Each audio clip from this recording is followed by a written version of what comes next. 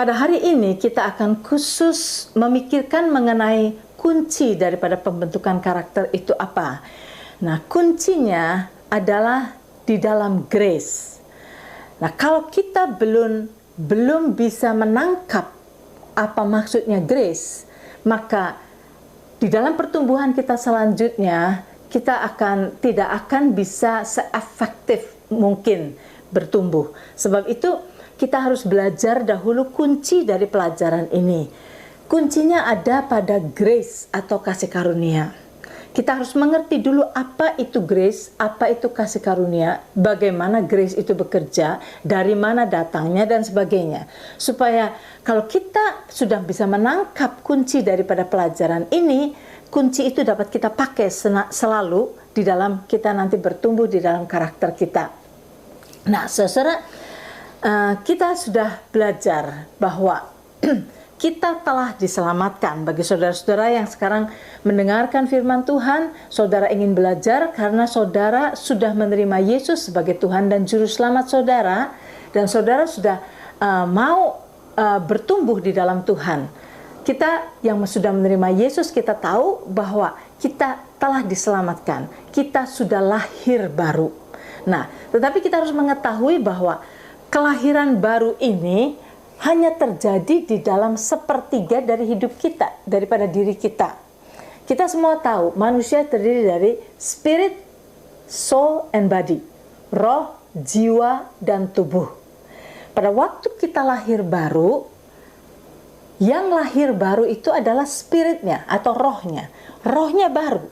Rohnya dilahirkan dari benih ilahi. Sehingga roh kita ini sudah berada di dalam keadaan yang sempurna. Roh kita ini sudah baru. Roh kita ini sudah seperti Tuhan. Tetapi jiwa dan tubuh kita ini belum. Nah, inilah yang sedang mau diperbaharui. Sekarang saudara, ini sudah baru. Nah, jangan kita pikir bahwa pada waktu kita selamat, ya sudah nanti kita masuk surga. No, kita masih hidup di dalam dunia ini. Dan selama kita hidup di dalam dunia ini, saudara, yang Tuhan mau adalah untuk kita diproses jiwa kita dan tubuh ini untuk menjadi makin hari makin menjadi seperti Yesus. Itu yang dikatakan di dalam Roma 8 ayat 29 yang kita sudah sama-sama renungkan minggu-minggu yang lalu, bahwa Tuhan berkata bahwa kita yang dipilihnya sedari semula telah ditentukannya untuk menjadi serupa dengan gambaran anaknya. Jadi setelah kita lahir baru menerima Yesus, yes, spirit kita baru. Tetapi itu belum selesai karena jiwa dan tubuh kita harus diperbaharui. Nah, inilah pembaharuan jiwa dan tubuh kita, inilah yang dimaksud agar kita menjadi serupa dengan Yesus, dengan gambaran Yesus, yaitu anak Tuhan sendiri. Kita ingin diperbaharui untuk menjadi makin lama makin seperti Dia, makin seperti Yesus. Nah, disinilah terjadinya pembentukan karakter juga. Salah satu proses pembaharuan di dalam jiwa kita dan tubuh kita ini adalah untuk menjadi di dalam pembentukan karakter, untuk makin hari makin mempunyai karakter Kristus. Itu yang Tuhan inginkan. Nah, sekarang saudara, untuk kita berubah di dalam jiwa dan tubuh kita, berubah makin hari makin menjadi seperti Yesus, maka saudara, kita butuh untuk bisa melakukan firman Tuhan ini. Firman Tuhan ini untuk kita bisa lakukan, tetapi untuk melakukan firman ini tidak mudah, bahkan sangat sulit. Dengan kekuatan manusia kita tidak akan pernah mungkin bisa melakukan firman Tuhan. Firman Tuhan ini bersifat surgawi. Kita manusia duniawi. Nah, untuk kita diperbaharui makin hari makin menjadi seperti Yesus, maka apa yang kita pelajari dari firman yang bersifat surgawi itu harus masuk ke dalam kita dan merubah kita dari kehidupan kita sebagai manusia duniawi, dirubah menjadi manusia surgawi. Nah, untuk itu tidak mudah, karena ini prinsip surgawi. Dengan kekuatan manusia kita tidak mungkin kita bisa melakukan firman Tuhan. Itulah sebabnya kita butuh pertolongan Tuhan. Kita butuh pertolongan Tuhan. Ini yang disebut grace. Grace atau bahasa Indonesianya kasih karunia. Bisa juga diartikan anugerah. Nah, kalau saya, sebab kita berada di North America, kita seringkali pakai bahasa Inggris, seringkali pakai bahasa Indonesia. Bahasa Indonesianya kasih karunia, Inggrisnya grace. Nah, sekarang mari saudara-saudara kita lihat. Dari dulu saya pada waktu merenungkan, apa sih kasih karunia itu? Apa sih kasih karunia itu? Kasih karunia, kasih karunia. Kasih yang dikaruniakan atau apa? Kasih karunia. Kalau kita cuma mendengar kata kasih karunia, sulit buat kita untuk menggambarkan apa maksudnya kasih karunia.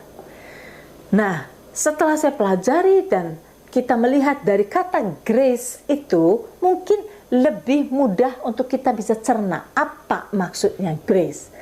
Nah, saudara-saudara, saya sudah berikan pada waktu-waktu yang lalu definisi daripada grace itu. Definisi daripada grace ada di dalam Webster Dictionary. Apa itu grace? Tadi saya katakan untuk kita berubah, jiwa kita dirubah, kita membutuhkan grace. Nah, grace itu apa? Dikatakan di dalam Webster Dictionary, grace adalah unmerited divine assistance given for man for his regeneration or sanctification.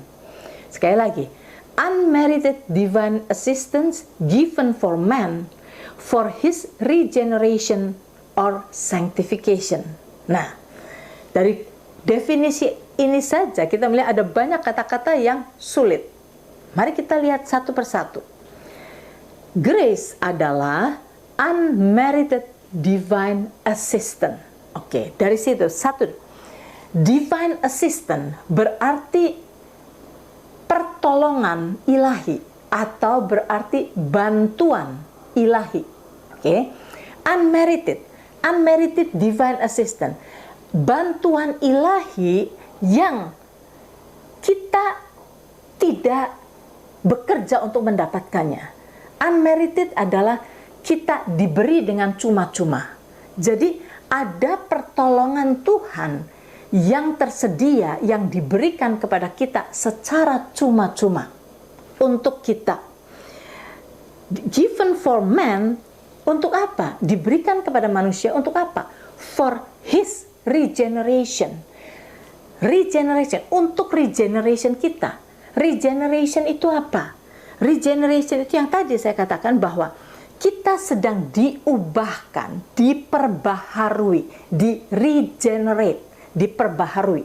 Dari manusia lama menjadi manusia yang baru. Spirit kita atau roh kita sudah baru. Tetapi jiwa kita dan tubuh kita belum baru. Nah, ini perlu diperbaharui, perlu di-regenerate. Caranya bagaimana? Dengan bantuan Tuhan, dengan bantuan ilahi, dengan grace.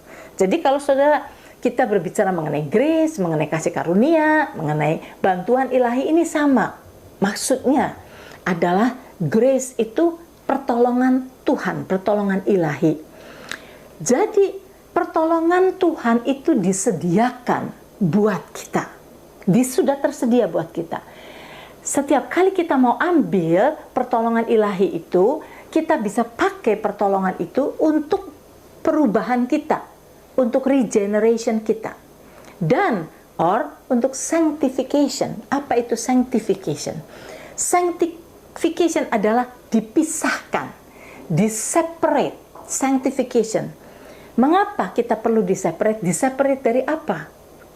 Begini, saudara, kita ini lahir di dunia ini.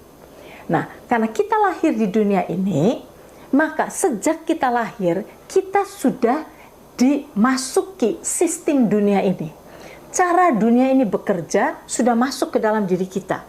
Sehingga kita operate hidup kita dari sejak kita baby sampai sekarang ini, kita berfungsi seperti yang dunia ajarkan kepada kita.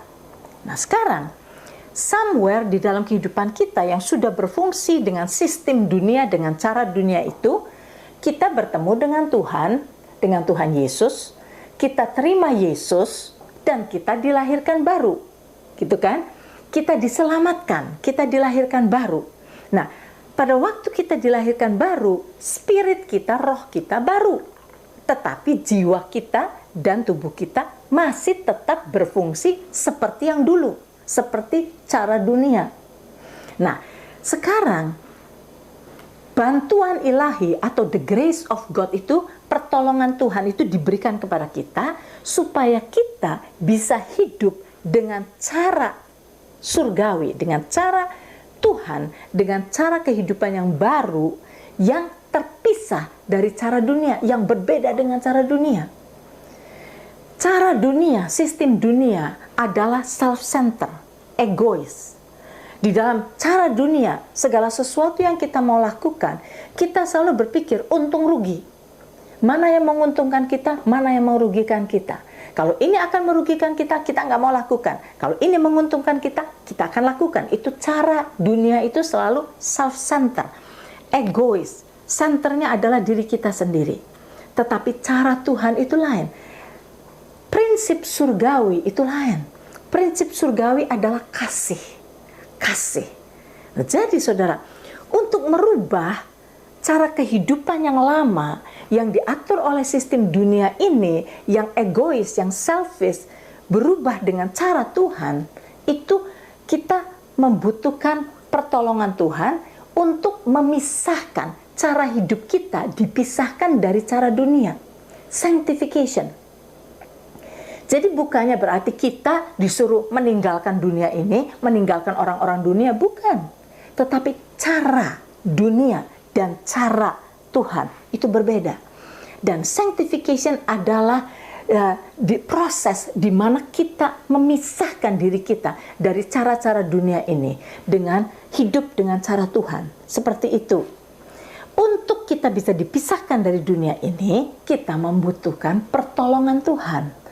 Yaitu grace, pertolongan ilahi dibutuhkan pada kita. Nah, sekarang, mari kita lihat. Dari mana datangnya grace? Kita tahu, datangnya dari Tuhan. Seperti apa grace itu? Bagaimana grace itu datangnya? Mari kita lihat dari Yohanes pasal 1 ayat yang ke-17. Yohanes pasal 1 ayat yang ke-17. Bagaimana datangnya grace itu? Dikatakan Yohanes 1 ayat 17. Sebab hukum Taurat diberikan oleh Musa. Sebab hukum Taurat diberikan oleh Musa. Tetapi kasih karunia dan kebenaran datang oleh Yesus Kristus. Sekali lagi. Tetapi kasih karunia atau grace dan kebenaran, the truth, datang oleh Yesus Kristus. Saya bacakan di dalam bahasa Inggrisnya. For the law was given through Moses, but grace and truth came through Jesus Christ. Jadi begini, saudara bisa bayangkan kalimat ini. Hukum Taurat atau the law itu kan ditulis oleh Tuhan di dalam 2 loh batu. Law itu, hukum Taurat itu diberikan oleh Musa. Musa berikan kepada orang Israel law, ini law, lakukan ini. Jadi law itu diberikan dan orang Israel dituntut untuk melakukan. Bagaimana? Terserah, dengan kekuatanmu, dengan usahamu, dengan kuasamu, lakukan ini. Law itu diberikan oleh Musa. Boom. Dan orang Israel disuruh melakukan. But, katanya, grace and truth, kasih karunia dan kebenaran, the truth, datang oleh Yesus Kristus. Datangnya oleh Yesus Kristus, dengan Yesus Kristus. Jadi saudara, grace atau kasih karunia itu ada pada Yesus Kristus. Kedatangan Yesus Kristus itu membawa grace. Jadi saudara, kita sekarang di dalam perjanjian baru hidup under grace kan, di bawah kasih karunia, di dalam kasih karunia. Maksudnya apa? Di dalam pertolongan Tuhan. Jadi bagaimana caranya kita mendapatkan grace itu? Yaitu di mana ada Tuhan, di situ ada grace. Di mana ada Yesus, di situ ada grace. Grace datang dengan Yesus. Tadi hukum Taurat diberikan oleh Musa. Hukum Taurat ini cara hidup kamu, lakukan. caramu sendiri. Tetapi grace tidak. Tuhan berkata, ini kebenaran yang harus kamu lakukan. Untuk melakukan ini, I will help you. Saya akan membantu. Saya akan memberikan kepadamu bantuan, kemampuan, kebisaan untuk melakukan itu. Karena Tuhan beserta dengan kita. Ya.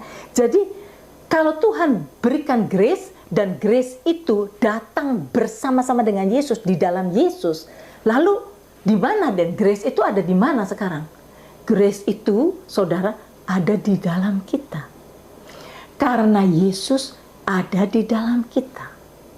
Kita tahu firman-Nya dari 1 Korintus pasal yang ke-6, ayat yang ke-19, dikatakan begini. Atau tidak tahukah kamu bahwa tubuhmu adalah bait Roh Kudus yang diam di dalam kamu. Roh Kudus yang kamu peroleh dari Allah, dan bahwa kamu bukan milik kamu sendiri. Atau tidak tahukah kamu bahwa tubuhmu adalah bait Roh Kudus? Ya, Tuhan ada di dalam kita. Grace datang bersama-sama dengan Tuhan, dan Tuhan ada di dalam kita. Jadi kalau saudara mau tahu di mana adanya grace, grace ada di dalam kita. Bagaimana grace atau pertolongan itu sudah ada di dalam diri kita. Bagaimana cara kita mendapatkannya? Tinggal ambil, saudara. Tinggal ambil. Nah, kemudian saya bawakan kemarin itu. Sebab itu kata Tuhan di dalam Ibrani 4 ayat yang ke-16. Masuklah, kata Tuhan, ke tahta kasih karunia Tuhan dengan berani untuk menerima pertolongan pada waktunya, untuk menerima rahmat, untuk menerima pertolongan, untuk menerima kasih karunia itu pada waktu engkau membutuhkan, kamu bisa terima, maksudnya gitu. Nah, sekarang pertanyaannya, di mana tahta kasih karunia itu? Apakah tahta kasih karunia itu di gereja? Kamu harus pergi ke sana, disitulah ruangan tempat beribadah, jadi di situ tahta kasih karunia. Apakah kasih karunia itu di rumah kita, di ruangan di mana kita berdoa? Apakah itu tahta kasih karunia? Di mana tahta kasih karunia itu? Saudara, tahta kasih karunia itu adalah hadirat Tuhan. Hadirat Tuhan, di mana Tuhan bertahta, di hadiratnya. Nah, jadi untuk kita bisa menerima kasih karunia itu, kita just perlu datang kepada Tuhan. Kita perlu just datang. Tuhan, datang ke hadirat Tuhan. Itu adalah persekutuan kita dengan Tuhan. Tahta kasih karunia bukan suatu tempat tertentu. Some people berpikir bahwa untuk kita datang ke Tuhan harus ada di dalam gedung gereja, atau harus ada di dalam ruangan tertentu. No. Dimanapun kita berada, saudara, kita bisa menghampiri tahta Tuhan, hadirat Tuhan, dimanapun kita berada. Di dalam kita kesusahan, kita ada di dalam dungeon, kita ada di dalam penjara, dimanapun kita bisa datang ke tahta kasih karunia Tuhan. Karena tahta kasih karunia Tuhan adalah hadirat Tuhan. Kita tinggal datang, Tuhan, saya butuh kekuatan daripadamu, saya butuh pertolonganmu, saya butuh kemampuan dari engkau, saya butuh hikmat daripadamu. Itu semua berupa kasih karunia. The grace of God itu modelnya macam-macam. Saudara butuh hikmat, kalau saudara dapat hikmat, itu grace. Grace itu pertolongan Tuhan yang berupa hikmat, pertolongan Tuhan yang berupa kekuatan, pertolongan Tuhan yang berupa keberanian, pertolongan Tuhan yang berupa kebisaan, kemampuan untuk melakukan sesuatu. Semua itu grace. Jadi grace itu adalah segala pertolongan dari Tuhan yang datang kepada kita, itu adalah grace. Di mana Tuhan ikut campur di dalam hidup kita, itu adalah grace. Nah, jadi saudara, ini yang kita perlu mengerti.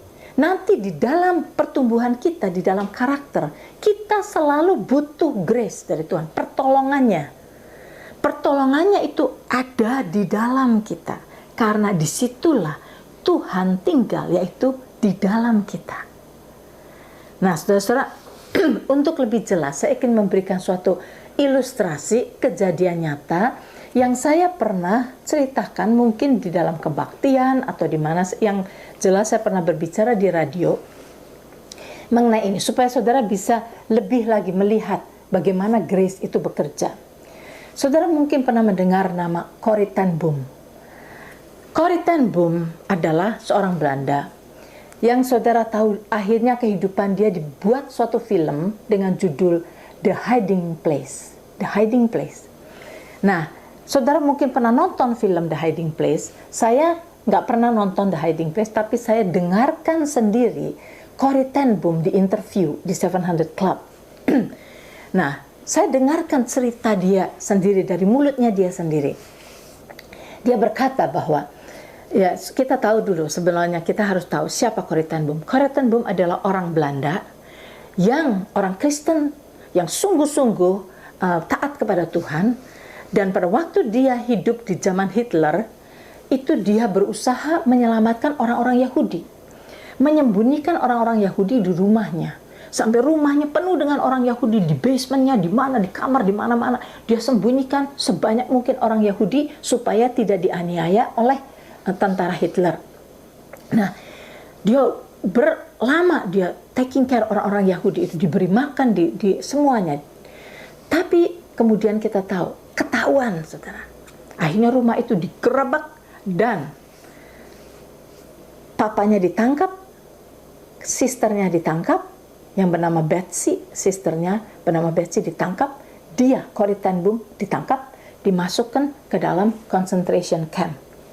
Nah, kita tahu ceritanya bahwa papanya mendapat disiksa dan dianiaya, dan karena memang juga sudah tua, akhirnya mati di penjara, mati. Kemudian Corrie ten Boom dan sisternya Betsy, di situ mereka juga dianiaya, dan Corrie ten Boom menyaksikan sendiri bagaimana sisternya Betsy itu dianiaya oleh satu orang guard. Mungkin ada beberapa guard, tetapi Corrie ten Boom melihat wajah daripada guard yang menyiksa sisternya. Disiksa demikian rupa, diperlakukan sedemikian rupa, sudah lemah dan sebagainya, disiksa sampai tidak berapa lama setelah dia disiksa, sisternya meninggal, mati di concentration camp juga.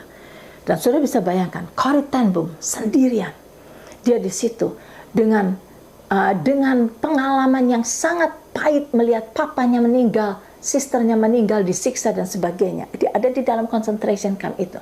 Tetapi somehow dia juga tidak tahu apa yang menyebabkan dia bisa dilepaskan daripada penjara itu. Dia akhirnya dilepas.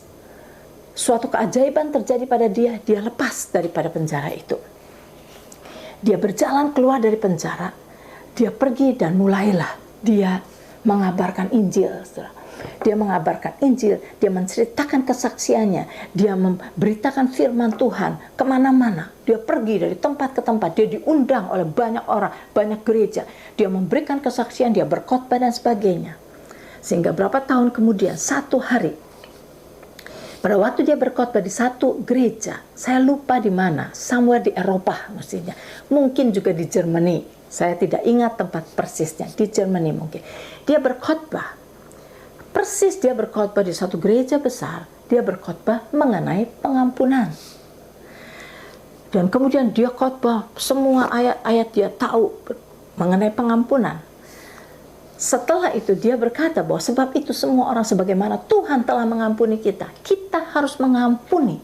Kita juga harus mengampuni semua orang yang bersalah kepada kita. Nah, setelah dia berkhotbah selesai, maka biasa karena dia sebagai guest speaker, banyak orang setelah selesai berdatangan kepada dia, ingin berbicara, ingin bertanya dan sebagainya. Orang datang, dan dia sedang berbicara kepada orang ini, berbicara, ada orang question, dia bicara kepada orang ini. Tahu-tahu di sini ada seorang laki-laki mendatangi dia, dan pada waktu orang laki itu sampai di muka dia, Corrie ten Boom sedang berbicara dengan orang lain, dia melihat orang ini, dia kaget. Ternyata laki-laki ini adalah the guard yang Corrie ten Boom recognize. Dia yang pernah menyiksa Betsy, sister daripada Corrie ten Boom. Dia ingat sekali wajah daripada guard itu, dan guard itu ada di hadapan dia. Dan guard itu berkata, Corey, saya sudah dengar khotbahmu. Saya sudah dengar bahwa kita harus saling mengampuni. Sebab itu sekarang, dia berkata, saya datang untuk minta pengampunan daripadamu. Nah, saudara di sini, dia mengulurkan tangannya. Dia minta supaya Corrie ten Boom menjabat tangan dia, menyatakan bahwa Corrie mengampuni dia. Saudara bisa bayangkan duduk di dalam posisi Corrie. Yang terbayang pada saat itu, terbayang jelas sekali bagaimana sisternya disiksa oleh orang ini. Disiksa kesakitan, sengsara oleh orang ini. Sampai akhirnya sisternya itu mati di penjara. Dan sekarang dia menghadapi orang yang sudah boleh dibilang ambil bagian di dalam membunuh sisternya sendiri. Saudara, dia bisa berkhotbah mengenai pengampunan, saudara. Tetapi untuk mengampuni orang yang sudah begitu jahat kepada sisternya sendiri, dia tidak mampu. Dia tidak punya kemampuan untuk mengampuni. Dia baru berkhotbah. Saudara tahu, itulah yang saya katakan. Kita tahu firman mudah. Kita mengerti firman mudah. Kita berkhotbah mengenai firman mudah. Tetapi melakukannya, ini yang Tuhan inginkan. Untuk kita bertumbuh bukan hanya di dalam pengetahuan saja, tetapi bertumbuh di dalam kasih karunia. Bertumbuh di dalam grace. Bertumbuh di dalam grace berarti pada waktu kita mau melakukan apa yang kita ketahui itu di dalam pengetahuan kita, di dalam kita melakukannya, kita membutuhkan pertolongan Tuhan. Tanpa pertolongan Tuhan tidak mungkin kita bisa melakukan itu. Saudara sekarang duduk di dalam posisi Corrie untuk mengampuni, menjabat tangan seorang yang sudah membunuh sisternya sendiri. Bagaimana dia mampu? Dia nggak mampu. Tapi pada saat itu dia hatinya menjerit kepada Tuhan. Dia tahu dia sudah berkhotbah mengenai pengampunan. Dia harus mengampuni ini orang. Tetapi dia nggak mampu. Sebab itu hatinya menjerit. Dia berkata, Tuhan, berikan kepada saya kemampuan. Disitulah dia menjerit di hadapan Tuhan, di hadirat Tuhan. Tuhan, berikan kepada saya kemampuan untuk mengampuni orang ini. Dan setelah dia menjerit hatinya kepada Tuhan demikian, dia bertindak dengan iman, saudara. Dengan iman, tangannya dia ulurkan, menjabat tangan daripada orang yang meminta ampun kepada dia. Pada waktu dia katakan, pada waktu dia jabat tangan orang itu, dia katakan sesuatu keajaiban terjadi. Dia merasakan ada kasih mengalir dari atas kepalanya, mengalir masuk ke dalam tubuhnya, seluruhnya mengalir ke dalam tangannya, dialirkan kepada orang yang minta pengampunan itu. Dia jabat tangan orang, ada kasih yang melimpah, mengalir. Dan dia katakan, saya tidak bisa describe kasih itu. Dan dia tahu, that is anugerah Tuhan. That is kasih karunia. That is the grace of God. Dicurahkan kepada dia. Karena dia datang ke tahta kasih karunia Tuhan. Datang ke hadirat Tuhan berkata, Tuhan tolong berikan kepada saya kemampuan. Dan kemampuan itu Tuhan berikan kepada dia. Dan dia dapat mengampuni orang yang sudah bersalah kepada dia. Suatu kesalahan yang sangat luar biasa besarnya. Dia ampuni. Saudara, dari sini kita melihat bahwa bagaimana the grace of God bekerja. Bagaimana caranya kita menerima the grace of God, kasih karunia Tuhan itu. Bagaimana caranya? Seperti ini. Ini adalah suatu kesaksian yang kita bisa bayangkan, gambarkan. Banyak kali pada saat kita tahu firman Tuhan, apa yang firman Tuhan katakan harus kita lakukan. Pada saat kita mau melakukannya, kita tidak mampu untuk melakukannya. Dan pada saat itu, disitulah kita harus datang ke tahta kasih karunia Tuhan. Bukan suatu tempat, bukan suatu ruangan, tetapi hadirat Tuhan. Hadirat Tuhan itu dekat. Hadirat Tuhan itu ada di dalam diri kita sendiri. Tuhan berkata, aku tidak pernah akan meninggalkan engkau. I will never leave you nor forsake you. Berarti Tuhan selalu ada beserta kita.